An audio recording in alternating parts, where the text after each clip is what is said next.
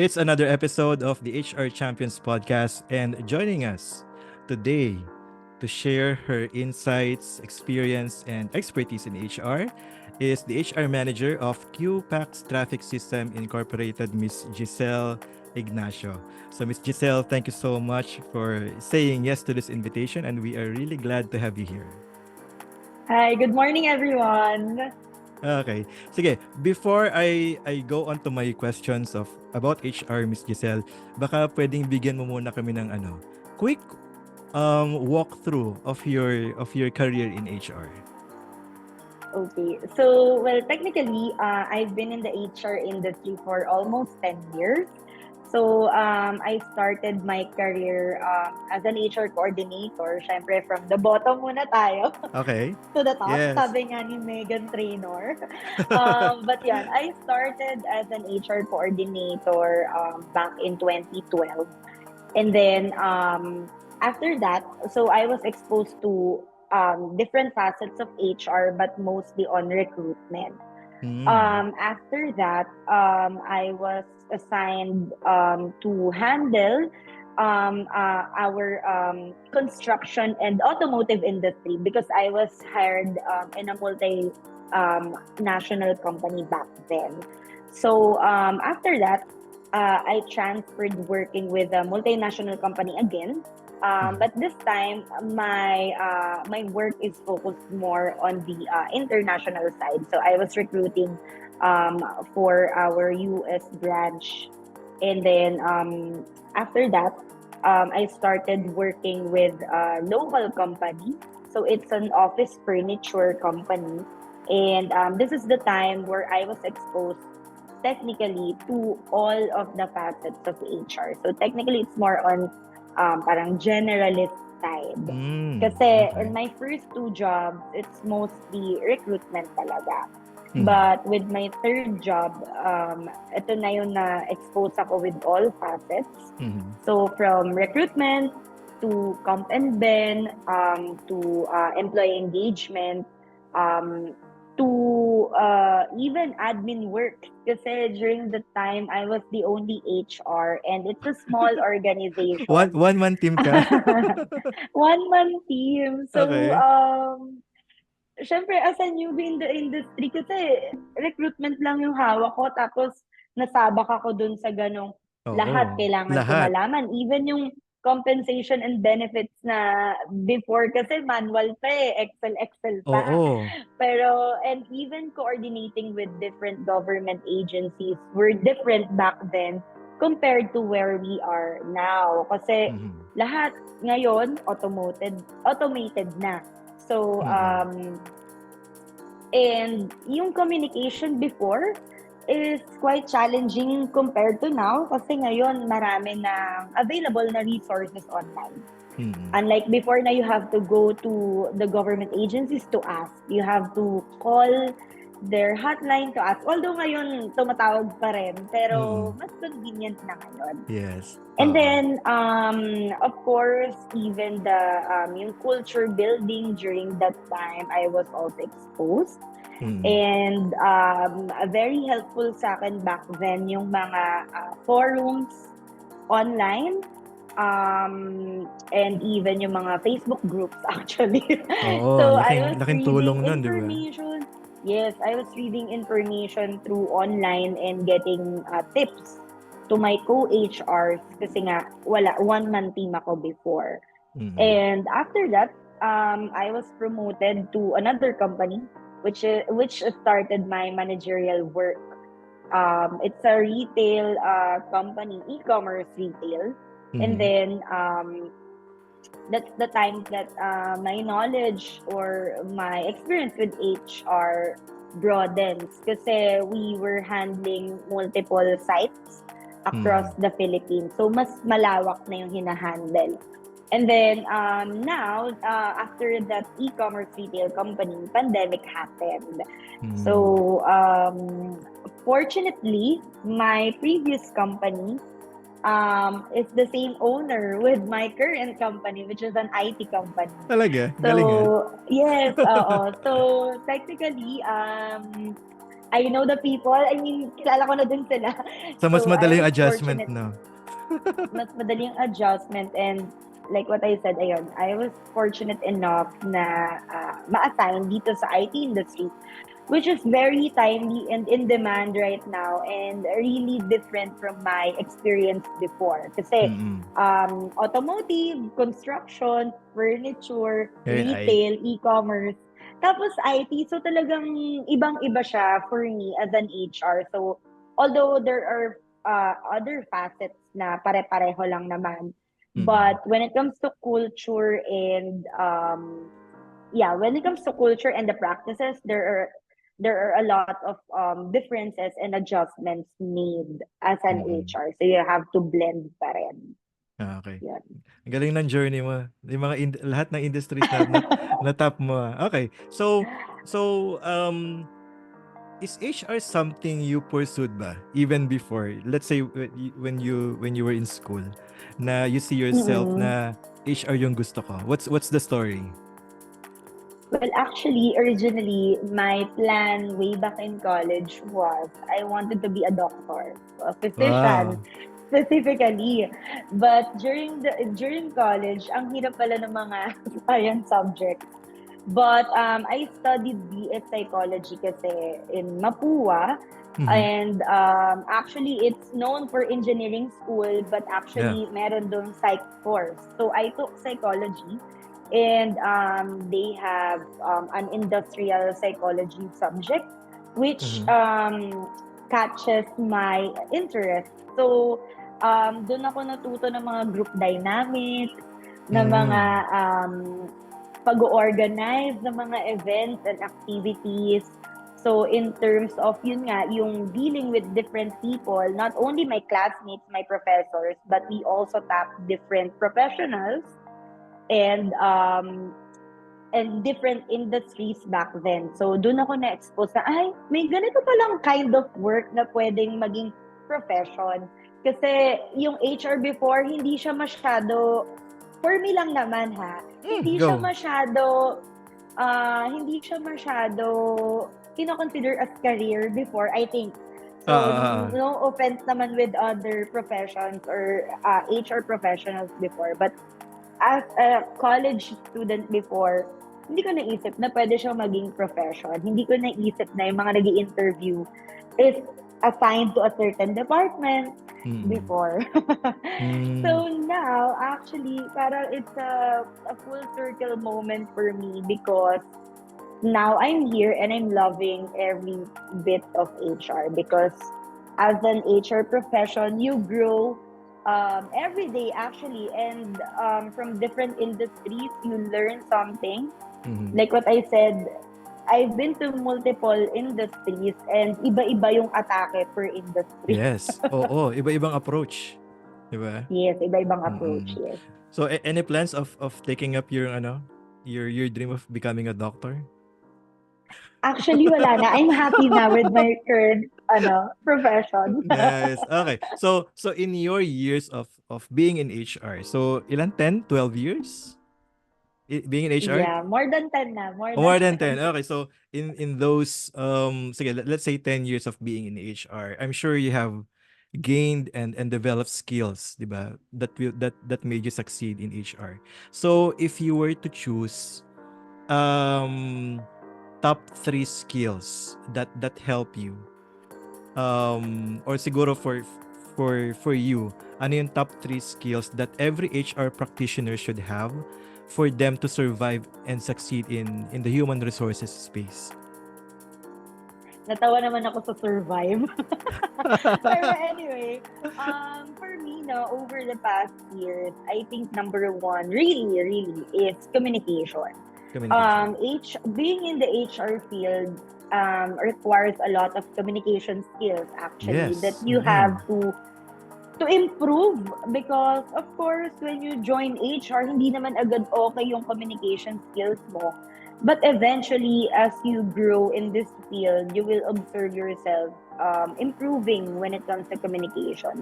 Mhm. Communications are not only like how you talk, no, how you speak, but how you understand your coworkers, how you Yeah. communicate your thoughts, how you express your ideas. It's very crucial as an HR because a lot of Yes. people in the organization listens to HR. Like, if sabihin ng HR, ganito, ganyan, pinangahawakan na nila yon. So, Mhm. communication is very, very important. Yes. Next is second skill that I think young HR professionals should consider is being organized. Organize. So, I know these are some basic skills. Baka sabihin nila, communication, organizational skills, basic yan. Pero actually, hindi. Being organized in the HR department takes a lot of courage and practice, actually. So, like in my current company, we are also an ISO accredited company. And we started from scratch. So, building forms, labeling yung mga, even yung mga nitty-gritty documents, kailangan Mhm. naka-label.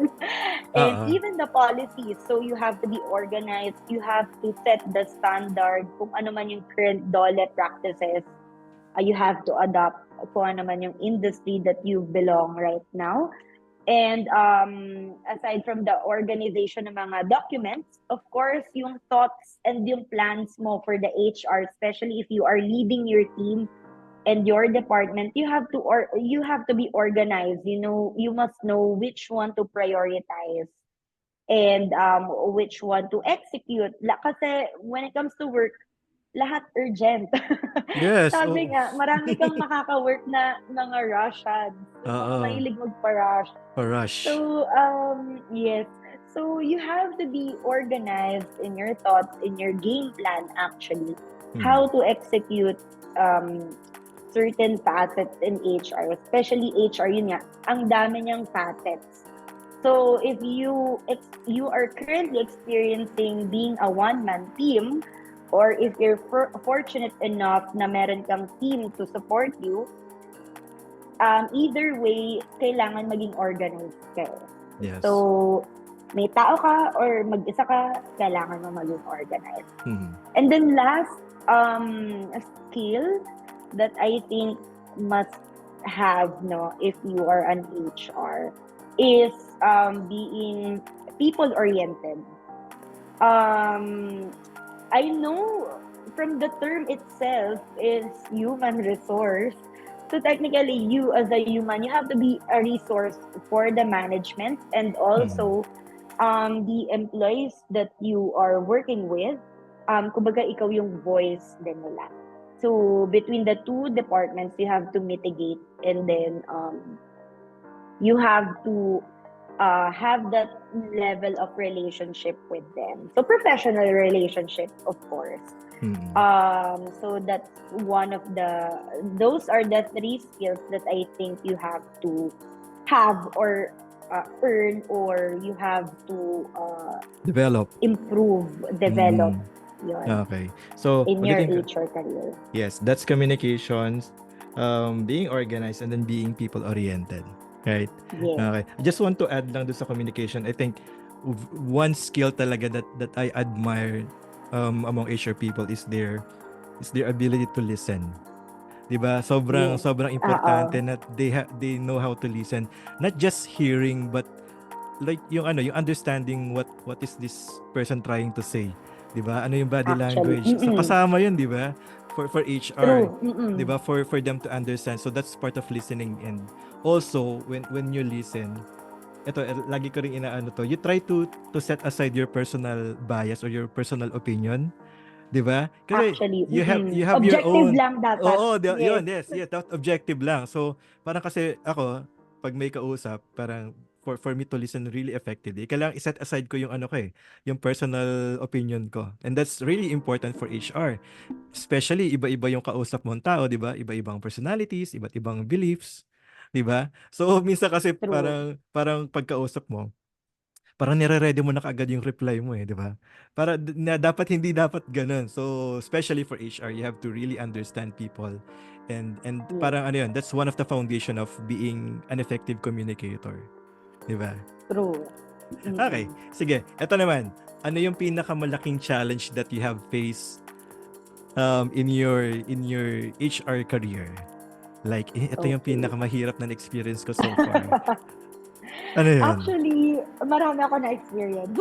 O, isa But lang. just to share, isa yung lang. tingin mong talagang nag-stood out Siguro sa'yo. for me, yeah, first, well, siguro yung pinaka ano talaga, tumatak is when you let go the people you hired before. Mm.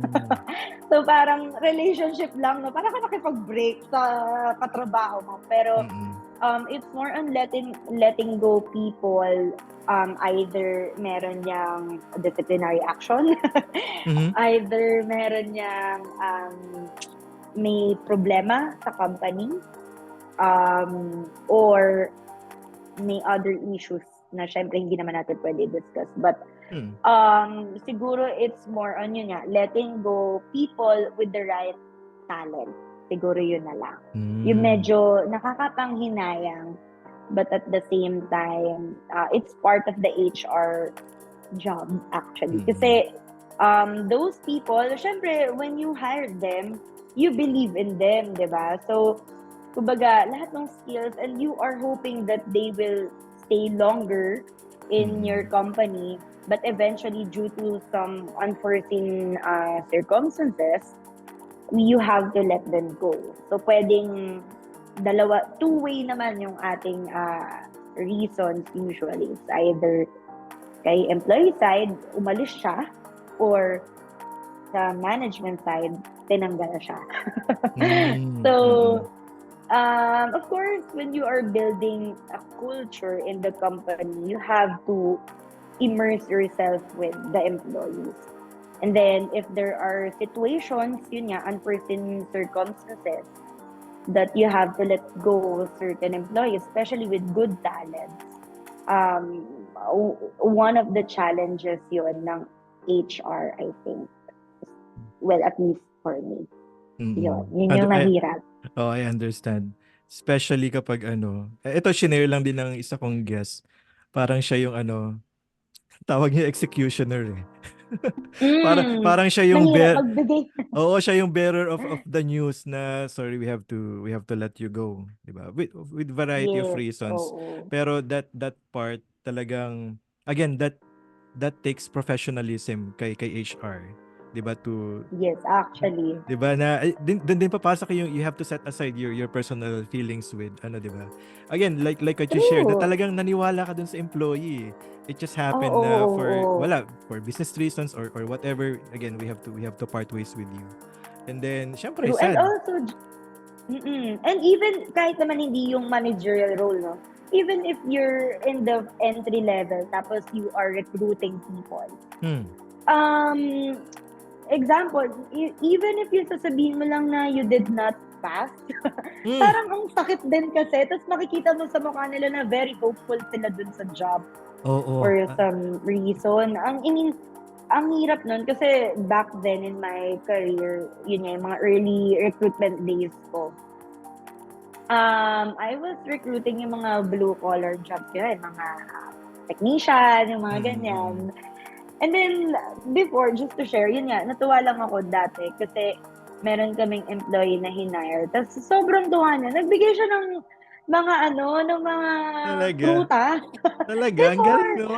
Sabi ko parang hindi naman po kailangan. So parang yung mga ganun nakakatuwa, nakakataba ng puso. Kasi parang yes, nabigyan mo sila ng opportunity para sa family nila. So yung kabaligtaran nun, syempre kung tatanggalin mo or sabihin mo hindi sila pumasa, masakit din yan. Kasi syempre as HR, tao din naman tayo na, you know, may emotions. But sabi ko nga kanina, you have to be objective and kumbaga, you have to maintain the professionalism when you deliver the news to them. Yes.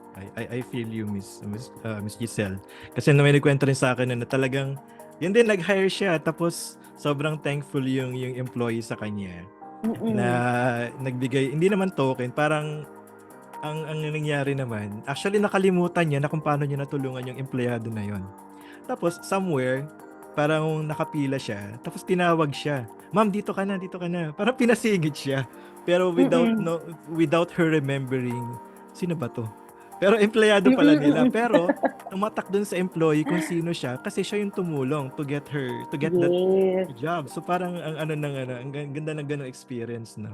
Maganda yung ganung feeling actually. Oo. Although, hindi naman natin sinasabi na kailangan ng mga tao magbigay or Mm. something. Yeah, But talaga may sabi mga tao nga, lang thankful talaga, 'di ba? oo, and yun nga, parang yung sa shinare mo, parang it's the thought that counts, diba? Yes. Oo. Okay, sige, let's move on, Miss Giselle. Ito, let's talk about ano naman, about employee retention. Kasi there's a Okay. survey last year. Actually, it was conducted I think by Sprout Solutions. So, ang pinaka most challenging part for HR teams are recruitment, top 3, followed by employee engagement, and then employee retention, top 1.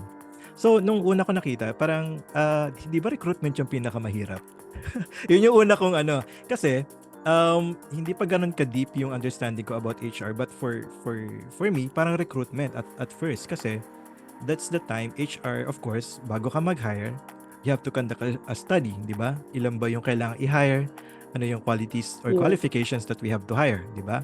After Oo, nun, oo, oo. ano yung let's go to the talent search na itself, di ba? And then you have to shortlist. You have to Yes.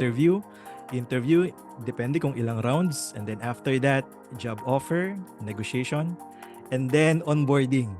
Diba? So Oo. that whole Mm-mm. process is It's a recruitment. cycle. Oo, that Yes. cycle, diba? Oo. So sa akin, akala ko yun yung pinakamahirap. But it turned out, according dun sa survey, mas mahirap yung employee engagement and employee retention. So I wanna know Mm-mm. your thoughts on that. You don't have to agree, baka may ibang ano ka, but what's your take on that? Kung bakit yun yung kinonsider ng mga HR na mas mahirap over recruitment?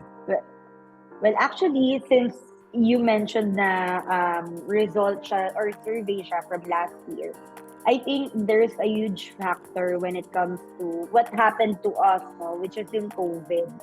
So, when COVID happened, kasi a lot of opportunities happened na, yun nga, may mga remote work, and even yung companies abroad, they are tapping our local workers. So, I think kaya employee retention yung factor or number one is because there are a lot of opportunities outside the Philippines that can be done in the comfort of your home. So yung mga local companies, I think, one of the challenges is yun nga, retaining their talents, because yung mga companies abroad, they hire directly employees here in the Philippines. Of course, yung offer nila is way higher compared to what we are offering here. Yes. And then at the same time, they are working remotely. So before kasi yung working from home is not common, 'di ba? Ang term pa nga before is, if I'm not mistaken, is digital nomad, and mostly parang pang-marketing siya. Like, you're a writer, ganyan, kasi you can work remotely sa mga beach or island. Pero ngayon, even yung mga virtual assistant, di ba? Pwede ka nang mag-work anywhere, kahit sa bahay mo. So, I think that's one of the challenge ng mga local companies here in the Philippines, yung mga competitors outside. And I think yung isa din doon is, yun nga, the benefits that they offered compared to what we are offering is way higher, I think. No. So, kaya yun yung importante. And then at the same time, yung mga employees or mga Filipino workers who are very much talented or skilled, especially in the IT industry, they prefer working abroad. I mean, remotely abroad. Kasi in terms of the practices, they are way advanced. Unlike here in the Philippines, we are slowly adapting pa, diba? So, yun yung for me lang naman. Okay. I was about to say kanina, it's no secret naman na talagang may companies na who can offer better salary. Yes. 'Di ba? Mas nagiging attractive for them and making it hard for companies, especially dito sa Philippines, on how to come up with with a counter offer or other solutions to retain employees. So yun yung nagiging challenge talaga, di ba? True, oo. Yun talaga. And then of Okay. course, syempre, hindi ko naman ikakaila yung recruitment talaga. Since kanina nga, sabi natin na it's a cycle, magkakarugtong talaga siya. So, mahirap kasi you are, kumbaga parang ang HR nasa sales din, binebenta mo yung company, Yes, di ba? oo. Ibang And klaseng with the ano. new generation ngayon, iba na din kasi talaga yung approach ng recruitment sa generations natin ngayon compared to other generations. So it's Yes. also a factor. Okay. Which leads me to my next question, Miss Giselle. Mm-mm. Generation. So, 'di ba? It's no ano naman, it's no secret din. Naulit ko na naman yung ano na 'yan. Na ang workforce ngayon is composed of different generations, 'di ba? From Yes. baby boomers, Gen X, millennials, and Gen Zs. And each generation has their own unique set of traits and qualities, 'di ba? So yung mga Gen True. Zs Oo. ngayon, ito yung generation that are really well versed pagdating sa online. Anything online, talagang 'yan yung maaasahan mo. On the other end, Correct. the Correct. baby boomers, ito yung mga resilient, very loyal, very resilient sa work, but sila rin yung medyo resistant sa change. 'Di ba? Kasi Actually, ang oo. ang parang reasoning nila is why fix something that works? Parang gumagana naman, Isa papalitan din mo pa, yan. 'di ba? So sa Oo, kabila oo. naman sa mga Gen Zs, ito naman kapag nag-offline, so parang they stop. Parang Pilay na sila. Oo. hindi sila resourceful pagdating sa pagdating sa ganon kasi very dependent na online. So as an HR leader, how can you lead a workforce? How can HR lead a multi-generational workforce? Okay. Una, it's quite challenging to be honest. Mm-mm. Kasi there are a lot of different opinions. And me as a millennial, feeling ko advantage yun. Kasi I have a touch of, Yes, we're in the... between di ba? Yes, we are in between.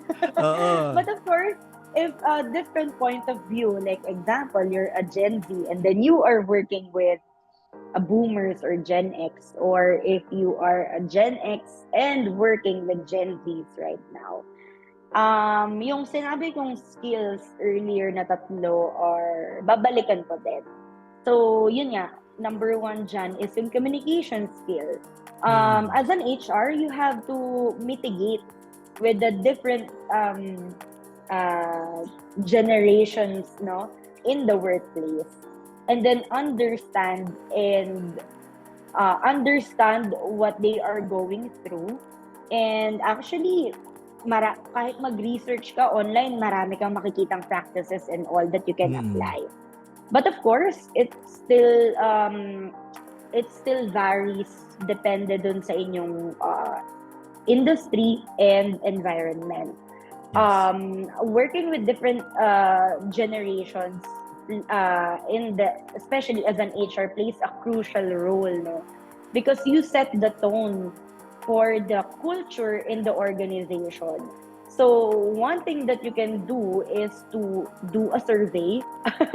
Basic yan, basic. So if you are building your culture, kunyari wala pang culture in the organization, if you're building it, you have to get their thoughts and their suggestions. So, unang-una dyan is survey. And if you have extra time, you can do one-on-one interviews for each department or each generations in your company. And then, yun nga, kapag Gen Zs kasi more on tech-wise, and then Gen X or boomers, hindi na talaga sila mateki. Yun nga yung term, di ba? Hindi na teki. So, as an HR, you have to create a program or you have to research activity that, kailangan mo munang i-introduce doon sa generation na yon why we are doing this. So, yan yung Yes, mga, dyan important. din papasok yung mga WH questions, yung mga why, Mm. what, where, which is actually tinuro din to sa school before. Oo, oo. So, isa yun na you can really apply as an HR yung mga ganong factors, no? Or atake, kumbaga, how you jumpstart ang inyong culture sa company ninyo. So, you have to really understand. Hindi pwedeng mag-implement ka lang kasi gusto mo. Hindi ka Oo. pwedeng mag-implement na lang kasi sabi nung kaibigan mo isang HR na nag-work sa kanila. So, hindi siya ganon eh. Yes. You really have to understand yung iyong current situation and then survey, ask questions, and do interviews para mag-match siya doon sa activities na gagawin mo for your company. So, Yes. in our company, just to share, since medyo madami kami, and talagang iba-ibang generations yung nandito sa office, as much as possible, we create team huddles wherein we blend different generations. Talaga? So, Galing ah. minsan hindi naman siya kailangan na work-related talaga. Pero syempre, may mga objectives din. Pero we have, yun nga, yung mga social activities for them to get to know each other on a professional level. So, may ganun din kami. Like, yung mga, siguro, for others, yun nga, yung mga team building, yan, magandang activities talaga yan. And if wala namang budget, pwede naman yung mga team huddles inside the office. So, during the pandemic, challenging yun kasi hindi ka naman pwede makipag-meet, diba? But, buti na lang, may mga virtual activities, like may mga breakout sessions online. And also, yung mga ganong activities kasi, like team building, helps the employee manage their work-life balance. Para hindi naman puro work lang. Kasi, Yes. yun din, isa din yun to maintain the employees in the organization if they feel like their work is their second home. Yeah. Yes, I like what you said kanina, yung importance ng survey and feedback. Diba, importante Yes. yun to gauge yung, let's ask them. Kasi sila yung mas nakakaalam on what works for them. Diba? Yes, actually, oo. Tsaka parang way na rin yun for HR to gauge, okay, nasa na ba tayo on our objective, on especially ngayon, di ba? Very important na yung inclusion and diversity, di ba? Yes, isa din yan. Oo. Oo. And of course, yun nga, yung generation ngayon, talaga very active sila. So, they are speaking what's on their mind. So, maganda din na yung mga iba nating generations, like yung mga nauna sa atin, maganda din na we also ask them kasi they are also part of the organization. So, sabi mo nga, yung inclusivity and diversity, dapat ine-embrace na talaga yan sa organization. Not only yung mga gender-related, hindi lang doon, but also yung talaga nila, yung different generations ngayon. Yes, okay. Thank you for sharing, Miss Giselle. Eto, let's move on naman to health. Kasi 'di ba, during the pandemic, ang nabigyan talaga ng focus ng mga companies is yung physical and mental health, right? So sa physical health, ito yung time na to the point companies are giving or investing on multivitamins, face mask, PPEs, face shield, 'di ba lahat?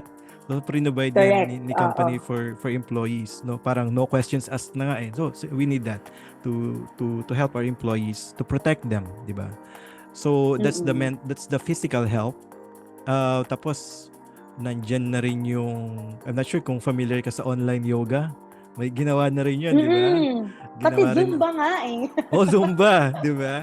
Tapos on the mental health naman, diyan yung naging very popular yung mga mental wellness seminar and webinars, 'di ba? Tapos meron ding nag-allot din ng funds si companies for professional help for employees to talk to, kasi talagang yung transition from being like free outside tapos magla-lockdown, from working from Tapos ang dami office. pa mang work. Oo, 'di ba? So Ang dami mong talagang deliverables. yes, exactly. So talagang it put really immense stress kay employees, and ang naging solution doon is to again for the mental well-being of companies of employees is to roll out yung mga ganong webinars for mental health. Mm-mm. Pero one thing that was parang I think was not given a highlight is yung financial health, 'di ba? Mm-mm. Mm-mm. It can't be denied na during the pandemic, ang daming nawalan ng trabaho, ang daming na-lay off kasi ang daming nagsarang companies, right? So, Mm-mm. yung mga Oo. employees were really not prepared on that event kasi yung savings na gamit na deplete, and now Yes. where to go. And then that affected yung mental health nila, sobrang stress, anxiety, and then domino effect na. So in Mm-mm. your opinion, how do you see now? Ngayon kasi nakaka-recover na tayo, 'di ba? So how do you see Oo. now financial health as a focal point for HR to design new employee benefits and rewards? Mm-mm. Well, pagdating naman dyan, like what I said, dahil nga yung COVID happened, no? And based from our conversation earlier, yung mga ibang company, talagang grabe yung kanilang employee benefits. Like, Mm. yung companies abroad who are tapping our local workers. So, when it comes to that, the financial aspect, I think companies should be more open to different what do you call this? Yung mga support or extra tool, no? Kasi syempre, if the company will only rely on their own funds and all, medyo mahirap kasi Mm. lahat tayo parang bumabalik pa lang ulit, 'di ba? Nag-a-adjust pa rin. So there are other resources that the companies can partner with. Kasi in our company, no, may mga lumalapit din, and then we invite them to do yung mga financial seminar, financial wellness, kasi it's also a factor sa mga employees. Kasi yun nga, especially yung mga younger generations like Gen Zs,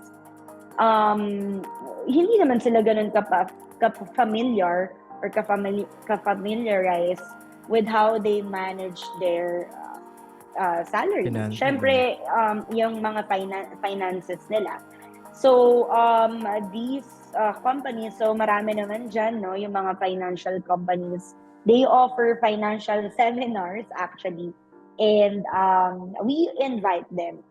So, before we had that, they went to our office and conducted how to save, yung mga ganyan. And then, of course, they offer their products and resources. But it's also something that the companies should consider. Kasi yung mga ganitong bagay, if the company is open to those kind of services from a third-party solutions or vendors, the employees will also feel na, ay, ang galing naman, parang tinuturuan nila kami how to, manage our finances. And of course, kung nagipit man yung employee, alam nila kung paano nila gagawin or saan sila pupunta. Kasi aside naman sa mga internal resources ng company, like in our company, meron kami parang cash loan dito internally. But syempre, hindi siya enough for employees. Especially kung may mga medical emergencies na hindi na covered ng HMO. Kasi yan yung number one talaga, di ba? Kunyari, hindi na covered ng HMO na deplete mo na yung fund mo for that. So, maganda na may mga ganong resources, may mga financial companies that the company can partner with para hindi rin mabigat sa management, hindi rin mabigat for the employees. Yes. So, yun. May ganun din kaming na-experience before. Nice. Okay. Ito, just to share lang, kasi yung last guest ko actually is from IT company din. Ang ano naman niya is, actually walang problema daw sa walang problema sa salary ng mga employees. Kasi, sila? Well compensated. Well compensated. So ang ano nila is actually how to educate the younger generations to save.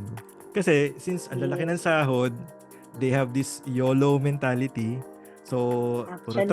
puro travel, puro ano, which is, I think, ano naman nila, that's their privilege, they can enjoy. Pera nila yun eh.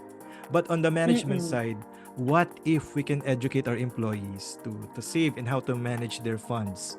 'Di ba? Kasi hindi naman Actually. forever, hindi ganun yung ano, 'di ba?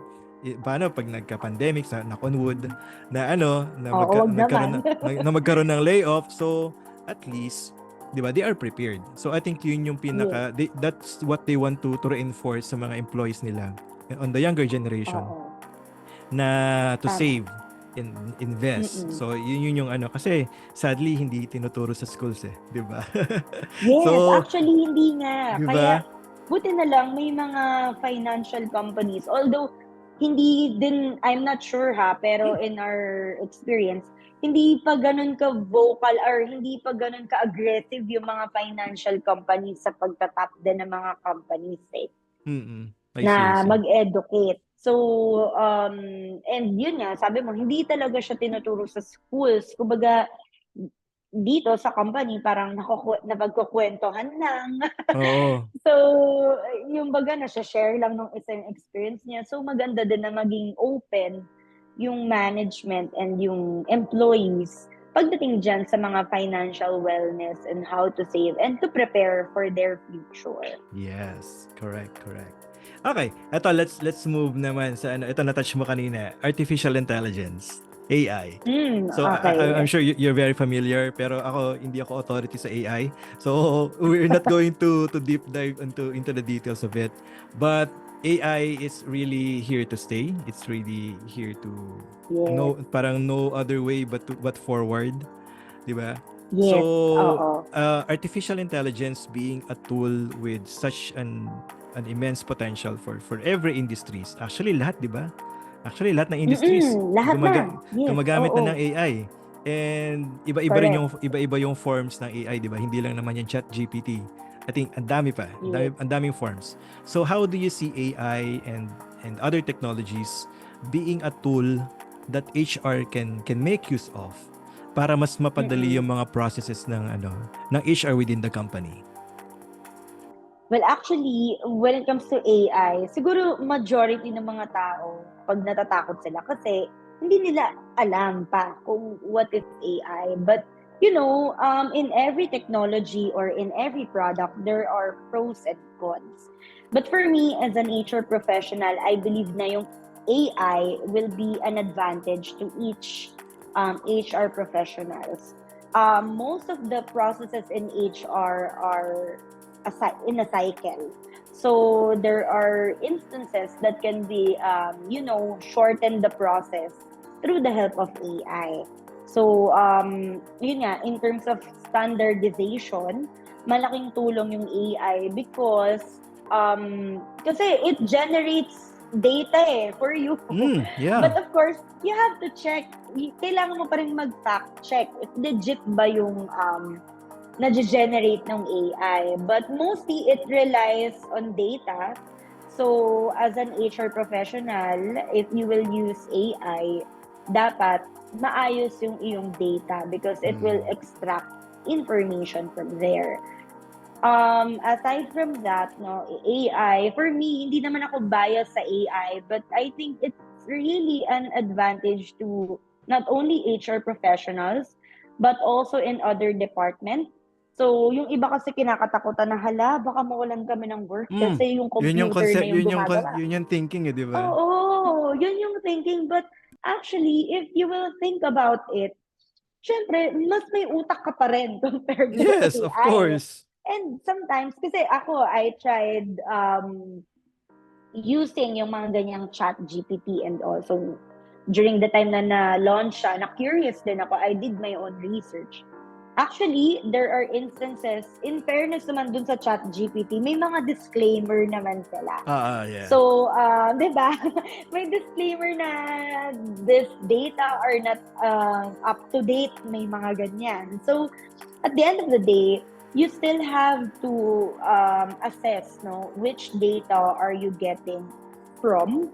So whether it will be from ChatGPT, kasi yung internet naman, Google or AI itself Yahoo, eh. it's an AI itself. Mm-mm. Um, Natatakot lang yung mga tao because siguro sa term ng artificial intelligence, tapos hindi naman siya natuturo sa school before. So Mm-mm. us millennials, Gen X or boomers, not really familiar with the term. So parang medyo may notion na, ay, nakakatakot yan, mga Oo. ganyan. Pero in reality, it's a tool for us. So of course, how can we use it, depende din sa atin, no? Especially dun sa mga positions na in a managerial level. Actually, Mm. it's up to us. How do we use as an advantage itong tool na to? Yes. So, for me, itong AI, it's like an HRI assistant that can Mm. generate reports for you. Hindi naman siya masyado nagkaiba. Mm. Okay. So Actually, moving oo. moving moving forward, Miss Giselle. Ito kanina natap na natin 'to. Adapting to the war for talents. Kasi again, hindi na ano na everyone or any companies around the world can tap to the Filipino talents, 'di ba? Unlike before Yes. na ang nagko-compete lang mga local companies lang. But now Oo. with remote work, work anywhere, work from home, work at your own pace, 'di ba?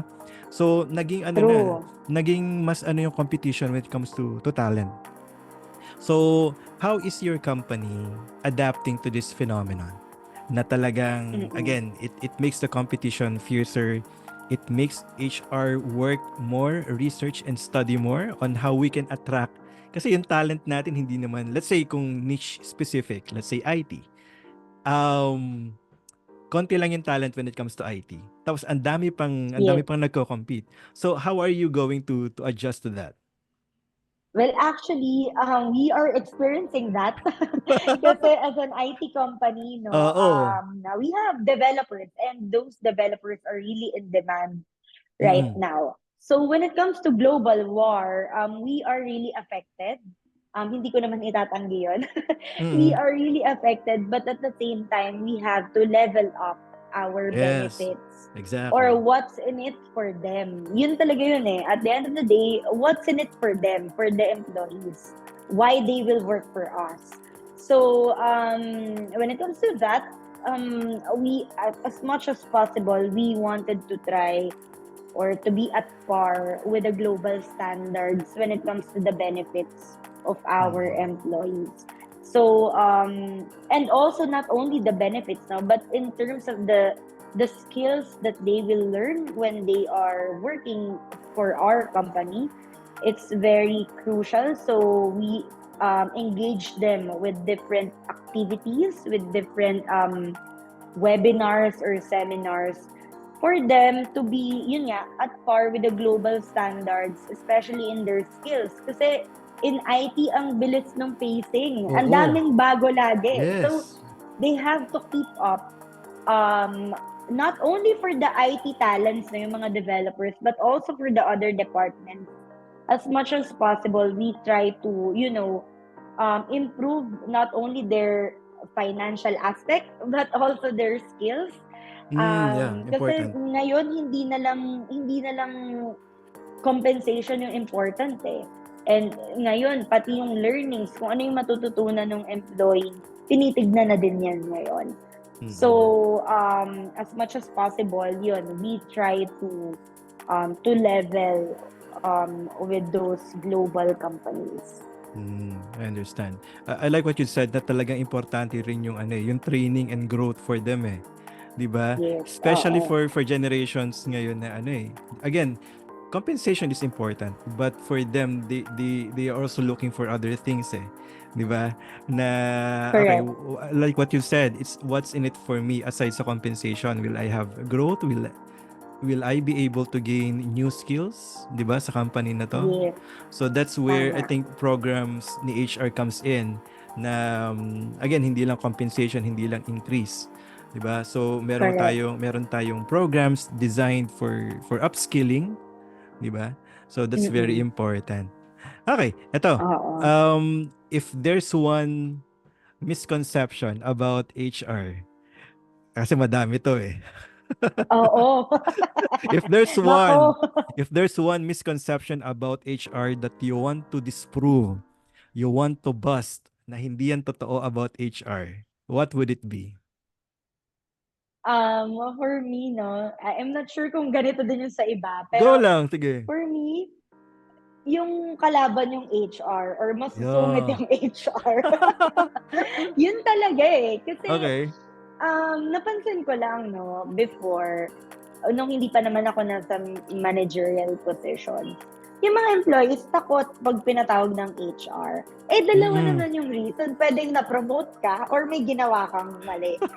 So, I Ah, think yun talaga yung tumatak sa mga tao. So, in our company, we try to be vocal na yung HR, hindi siya kalaban. yes. Yung HR is actually your go-to department if you have any concerns when it comes to your employment. So, yun siguro yung common misconception na gusto kong itama. Oo, tama. Agree, Yun. agree. Kasi yung ibang guest ko rin, yun na eh. Yun ang sinasabi. Hindi kami principal's office.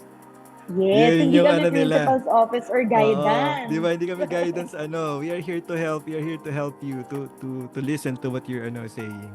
Yun yung Yes. ano eh. Yun Siguro, din. isang factor din kaya parang natatakot kasi, yun nga, syempre, kahit papano, everything is being documented. So, kada meeting ninyo, naka-record yun, Oo. ganon. Mm. Siguro, isa din yun sa, yun nga, common misconception. Okay. So to our audience, hindi po sila principal's office, okay? Hindi kami principal's office at guidance. Okay. Sige, when it comes to the HR landscape naman dito sa Philippines, if there's one change that you want to happen, what would it be? Siguro, well, yung unang-una is um, bureaucracy. Okay. Siguro ha, kasi not really in my company now, but yung mga experiences ko before, Hmm. may ganun kasi talaga eh, na may Yes. mga bureaucracy, may mga kailangan sundin na hierarchy. Well, Yes.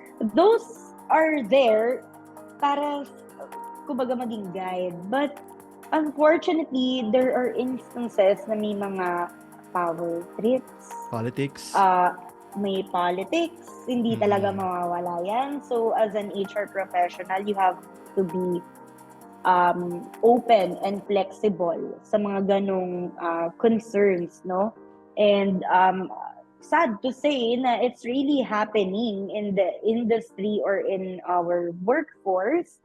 But as an HR, dyan ka papasok eh. How will you resolve those kinds of issues? Kasi yung mga ganong issues are mostly subjective, di ba? Hindi naman objective talaga eh. May kasamang feelings involved. And as a human professional, you are there to understand and to mitigate those issues between certain employees or certain departments. So, Yes. yeah. Okay. Ito, I'm down to my last question, Miss Giselle. So, if there's one message that you want to tell the young bloods, the young ones who are looking to venture a career in HR, ano yung best advice that you could give to them? Ayun, for those young professionals who aspire to be in the HR industry, my advice is you should, my advice will be take every opportunity, learn from it, and apply it to your practices. So, yung iba kasi, when given a task, minsan nagko-compare sila, bakit ito lang sa akin? Or bakit ang bigat naman ng trabaho ko, ganito, ganyan. But at the end of the day, if you will look dun sa brighter side nung trabaho na pinagawa sa'yo, magagamit mo din yan in the near future since you are dealing with different professionals or people in the organization. Maybe those situations can also be applied or can be similar to what they are going through. So, sabi nga, experience is the best teacher. Totoo talaga yon pagdating Yes. sa HR. Talaga. Kasi, hindi, yun nga, sabi ko sa'yo kanina, hindi naman siya, kunyari kung IT industry ka, IT lahat, pare-pareho yan. Iba-iba pa rin siya eh. Kasi, Mm-mm. iba-ibang tao yung nakakatrabaho mo. So, yun. And listen, siguro yun yung pangalawa. Listen to your people that you are working for. Listen to your thoughts. And learn to communicate which best works para sa inyong company. So, Nice. yun. Thank you, Miss Giselle. So I want to take this opportunity to, I always take this opportunity to say thank you to my guests. So thank you. And also for the HR. Kasi before, ito, Mm-mm. confession. Ako kasi before, ang tingin ko kay HR talaga, very administrative lang.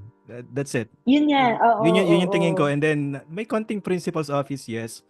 But when I started talking to HR people, HR professionals like you, and then it really came to me na hindi madaling maging HR. It takes a lot True. of skills, effort, patience, passion to do your roles. And sometimes Actually.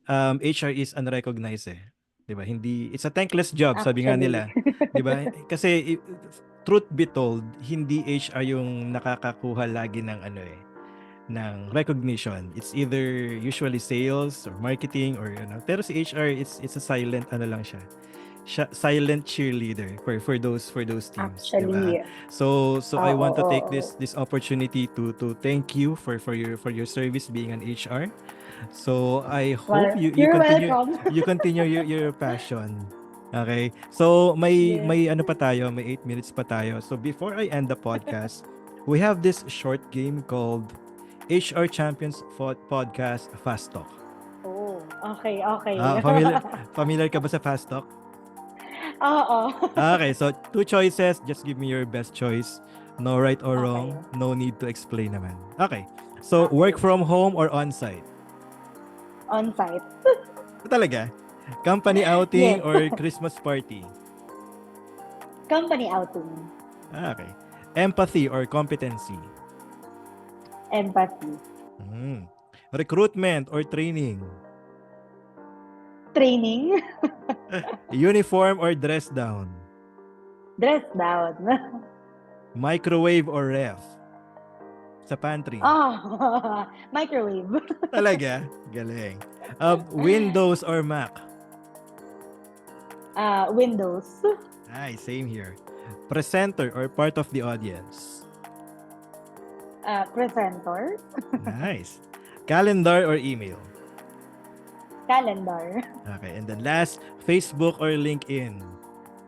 LinkedIn. Nice. Okay, thank you so much, Miss Giselle, for taking time Thank again to you. participate in this podcast. So, kung meron tayong mga listeners who wants to connect with you, what's the best way? Well, yun, they can look for me sa LinkedIn. I'm active naman doon, professional side. Okay, sige. Okay lang ba i-share ko yung LinkedIn page mo dito as screenshot? Sure, oo. Okay. Yes. Para mas please. madali sa kanila to connect with you. Okay. So, this has been your HR Champions podcast. See you on our next episode. Bye!